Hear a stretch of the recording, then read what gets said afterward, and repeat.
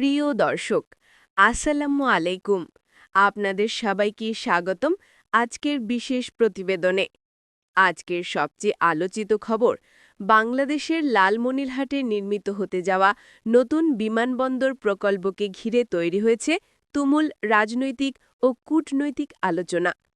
সম্প্রতি ভারতীয় সংবাদমাধ্যমে দাবি করা হয়েছে, এই বিমানবন্দর সম্প্রসারণ প্রকল্পে চীন ও পাকিস্তানের প্রযুক্তিগত সহায়তা থাকতে পারে। আর এখানেই শুরু হয়েছে বিতর্ক, কারণ এই বিমানবন্দরটি ভারতের সংবেদনশীল শিলিগুড়ি করিডোর বা চিকেন মেকের একদম কাছেই অবস্থিত। ভারতের পক্ষ থেকে আশঙ্কা প্রকাশ করা হয়েছে, এটি ভবিষ্যতে একটি কৌশলগত ঘাঁটি হিসাবে ব্যবহৃত হতে পারে, যা দক্ষিণ এশিয়ার নিরাপত্তা ভারসাম্যে বড় ধরনের প্রভাব ফেলতে পারে। অন্যদিকে বাংলাদেশের সরকারি সূত্র বলছে, এটি শুধুমাত্র একটি উন্নয়ন প্রকল্প, যার সঙ্গে কোনো বিদেশি সামরিক জড়িত নয়।